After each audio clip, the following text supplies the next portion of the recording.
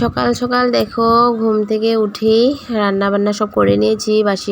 বাসি নাইটিটা ছেড়ে তারপর ঘরটর মুছে টুছে রান্না টান্না সব কিছু করেছি। করার পর এই যে দেখো ল্যাপটা রোদ্রে দিতে আসলাম, কারণ এই ল্যাপটা নিচে পেতে তারপর ঘুমানো হয়, তো তার জন্য মাঝে মধ্যে রৌদ্র না দিলে কিন্তু ভালো লাগে না, তো তার জন্য রৌদ্র দিয়ে দিয়েছি। ল্যাপটা রৌদ্রে দিয়ে তারপর চলে এসেছি বিছানা তুলতে। আর আজকে সকাল সকাল বিছানাটা তোলা হলো না, কারণ কি ছোটো সোনার শরীরটা একদম ভালো নেই, ওকে নিয়ে রাখতে হয়।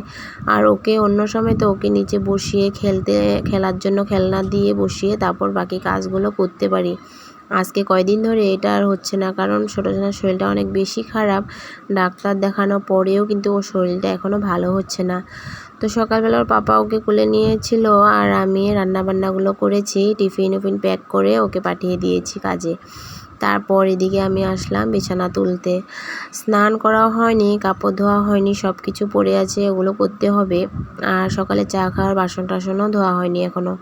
তো ভাবলাম আগে বিছানাটা তুলে নিই, তারপর বাসন টাসন ধুয়ে কাপড় ধুয়ে স্নান করব। আর এই বিছানাটা কত টাইম আর তুলে রাখবো, ফেলে রাখবো, অনেক টাইম হয়েছে, কিন্তু বেলা এখন বাজে 9:30টার মতো, এখন এসেছি বিছানা তুলতে। আর এখন আছে ছোটো সোনা ওইদিকে, আর এদিকে বিছানাটা তুলে নিচ্ছি, তারপর বাকি কাজগুলো করব। ঘরে যদি ছোটো বাচ্চাদের শরীরটা খারাপ থাকে তাহলে কিন্তু কাজ করতেও একদম ভালোই লাগে না। তো আর এইসব কাজগুলো তো আর ফেলে রাখাও যায় না, করতে হয়। আর রোজ এখন এত কাপড় বার হচ্ছে কি বলবো, কারণ কি ছোটো সোনার কাপড় চেঞ্জ করতে হয়, আর এত বমি টমি হচ্ছে, তো তার জন্য কিন্তু কাপড় বহুত বেশি নোংরা হয়।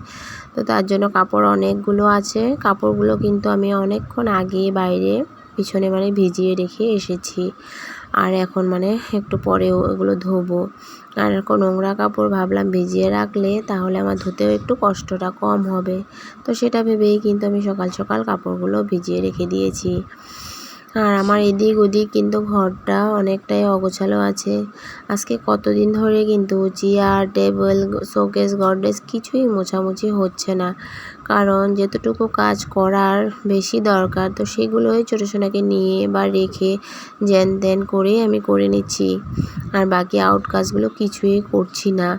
পরিষ্কার পরিচ্ছন্নতা এত বেশি কিছু হচ্ছেও না ঘরের মধ্যে, কারণ ওকে নিয়ে কি কাজ আর করবো, ভালো লাগছে না। আর সারাদিন ও কান্নাকাটি করে, তার মধ্যে বমিও হচ্ছে। তো ভাবছি আজকে বিকালবেলা গিয়ে ঝাড়াবো আর কি, ঝাড়িয়ে আনবো। তো সেটা ভেবেছি, আজকে তো যেহেতু শনিবারে ঝাড়ালে কিন্তু ভালোই, তো তার জন্য ওকে আজকে ঝাড়াতে নিয়ে যাব বিকালবেলা। আর বড় ছেলেকেও আর্ট ক্লাসে দেবো, আজকের থেকে আবার শুরু করব। আর যে আর্ট ক্লাসে আর্ট টিচারে শেখাতো, তো সেই টিচারে বিয়ে হয়ে গেছিলো, তো এখন শুনলাম শেখায়, তো আবার আজকের থেকে জয়েন করাবো। বিছানা টিছানা সব কিছু তুলে সব পরিষ্কার করে, আর রান্নাঘরের বিছানাটাকেও আমি ভালো করে ঝেড়ে দিয়েছি। ওই বিছানাতে তো আর শোয়া হয় না, তাও নোংরা ধুলাবালি তো পড়ে, তো তার জন্য ওইটাও একটু ওই বিছানাটাও ঝেড়ে টেড়ে দিয়েছি। আর তারপর এদিকে দেখো কাপড়গুলো ধুয়ে নিয়েছি। আর কাপড় টাপড়গুলো ধুয়ে এখন একটু মেলে নিচ্ছি। আর আজকে কিন্তু এত একটা রৌদ্রও নেই, ওয়েদারটা কিন্তু একটু ঠান্ডা ঠান্ডা মতো, আর রৌদ্রটাও এতটা নেই, মেঘলা মেঘলা হয়ে আছে। কাপড় না শুকালেও নাই, কিন্তু এইভাবে থাকলে কিন্তু অনেক বেশি ভালো লাগবে, কারণ কি অনেক গরমের মধ্যে যদি এরকম দিন করে তাহলে ভালোই কিন্তু লাগে।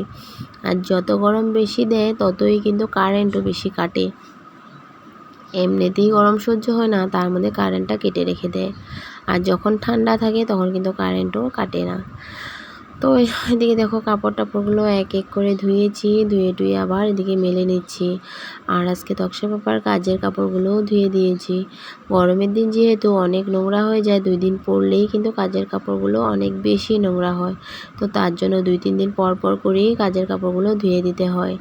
তো সারাদিন যেহেতু এগুলো পরে কাজ করে, তাহলে তার অনেক বেশি নোংরা হয়। তারপর মাথা টাথা ধুয়ে ভালো করে আজকে শ্যাম্পু করেছি, অনেক নোংরা হয়েছে মাথাটাও, তো শ্যাম্পু ট্যাম্পু করে ভালো করে স্নান টান করে নিয়েছি। করে ঠাকুরের বাসনগুলোও ধুয়েছি, আর ফুল টুলও তুলে ঠাকুরের জায়গাটাও মুছে টুছে নিয়েছি। তারপর এদিকে দেখো চলে এসেছি পূজা দিতে। আর ঘরে এসেছে বাবার কাছে ছোটো সোনাকে রেখে তারপর আমি এদিকে পুজো দিচ্ছি। আর পুজো দেওয়ার আগে বাবাকে 1 কাপ চা করে দিলাম। তো ওইদিকে বাবা ওকে নিয়ে আছে আর এদিকে ধুমধাম করে আমি পুজোটা সেরে নিচ্ছি। আর এদিকে দেখো বাটা গ্লাস যত যা আছে সব কিছু সাজিয়ে নিচ্ছি। আর এই ঘটিটা রেখেছি তুলসী তলায় জল ঢালার জন্য। প্লেটটা শুদ্ধায় নিয়ে যাব, প্লেটটা রাখবো তুলসী তলার নিচে, ওটার মধ্যে ধূপকাঠি জ্বালাবো। আর ঘটিটাতে 1 ঘটি জল নিয়ে নিচ্ছি, সেটা ঢালবো তুলসী তলায়। আর এখানে কিন্তু পুজো দিতে অনেক বেশি ভালো লাগে, কারণ কি ফুলের কোনো অভাব নেই। আমাদের এই মালিকের বাড়িতে অনেক বেশি ফুল, আর তুললেও কিন্তু ওরা কিছু বলে না, মানে বেশি তুলি বা কম তুলি কিছুই বলে না। তাও আমি আমার পরিমাণ মতোই ফুলটা তুলি।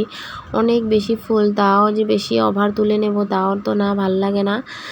তো তার জন্য কিন্তু আর ফুল জানো তো যখন তুলতে যাই মনে হয় আরও 2টা তুলি, আরও 2টা তুলি, এই একটা অবস্থা হয়ে যায় আমার। কারণ আগে তো কখনো এত ফুল দেখিনি আমাদের ওই বাড়িতে, তো তার জন্য বেশি ফুল দেখে আমি মানে কোনটা তুলবো কোনটা না এরকম একটা অবস্থা হয়ে যায়। আজকে 4-5 মাস হয়েছে এখানে এসেছি, ফুলের কিন্তু কোনো অভাব নেই, কোনো কষ্ট নেই। খুব সুন্দর করেই কিন্তু নিজের মনের মতো করে ফুল তুলে ঠাকুরকে সাজিয়ে দিতে পারি। আর এদিকে দেখো ফুল টুলগুলো সুন্দর করে সাজিয়ে দিচ্ছি। আর এইভাবে কিন্তু ফুলগুলো তুলে সাজিয়ে দিতে আসনটা দেখতেও কিন্তু বেশ ভালো লাগে। আর কালকে তো আমি সবুজ চুড়ি পরেছিলাম, যেহেতু শ্রাবণ মাস এসেছে, শ্রাবণ মাসে সবুজ চুড়ি পরাটা খুবই জরুরি। নমস্কার বন্ধুরা, পিডি ফ্যামিলি ব্লগে তোমাদের সবাইকে অনেক অনেক স্বাগত। তোমরা সবাই কেমন আছো? আশা করছি তোমরা সবাই ভালো আছো এবং সুস্থ আছো। তো আমার সকালে পুজো টুজো দেওয়া শেষ, রান্না বান্না সব কিছু কমপ্লিট হয়ে গেছে। আর ঘরটার ঝাড় দিয়ে ঘরটার মুছে তারপর স্নান টান করে মানে পুজোটা দিয়েছি আর কি। আর এখন শুধু একটু গডরেজগুলো মুছবো, কারণ কি ছোটো শোনার জন্য একদম সময় পাচ্ছি না আজকে কতদিন ধরে। অন্য সময় ওকে বসিয়ে রেখে তোমরা দেখতেই পাও, খেলনা টেলনা দিয়ে আমার ওই সাজার ঝুড়িটা দিয়ে বসিয়ে তারপর বাকি কাজগুলো আমি করতে থাকি। কিন্তু যেহেতু এখন শরীরটা ওর একদমই ভালো নেই, তো তার জন্য কিন্তু একদম খেলাধুলা করতেই চায় না, গুলেই থাকে। আর এখন একটু শুয়েছে, এই যে দেখো ঘুম পাড়িয়ে রেখেছি, বালিশ টালিশ দিইনি কারণ এত ঘেমে যাচ্ছে, তো তার জন্য এইভাবেই রেখে দিয়েছি। গায়ে কাপড় টাপড়ও আর দিলাম না। আর আজকে থেকে ভেবেছি ওষুধ টষুধ সব বাদ দিয়ে শুধু মধু আর তুলসী পাতার রস করে খাওয়াবো। আর পিছন থেকে গিয়ে এখন তুলসী পাতা নিয়ে আসবো আর রস করে ওটাই খাওয়াবো আর কি, গরম করে। আর ওষুধ টষুধ দিব না, ওষুধ খাওয়ালে বমিও করে আর কোনো ভালো হচ্ছে না, ভালো লাগছে না। আর ওর অশান্তি দেখি শুধু কান্নাকাটি করে, না হলে কিন্তু আমার ছেলে একদম কান্নাকাটি করে না, তোমরা দেখোই। আর তো চলো, আর এইটাই বলার ছিল। এখন বাকি মানে শোকেস টোকেস এগুলো পরিষ্কার করবো আর কি। তো চলো বন্ধুরা, আজকের ভিডিওটা এতটুকুই রইলো, বেশি বড় করছি না কারণ মনটা ভালো লাগছে না, তো তার জন্য চলো মানে ছেলে মেয়ের শরীর যদি ভালো না থাকে তাহলে কিন্তু একদম ভালো লাগে না। আজকের জন্য টাটা।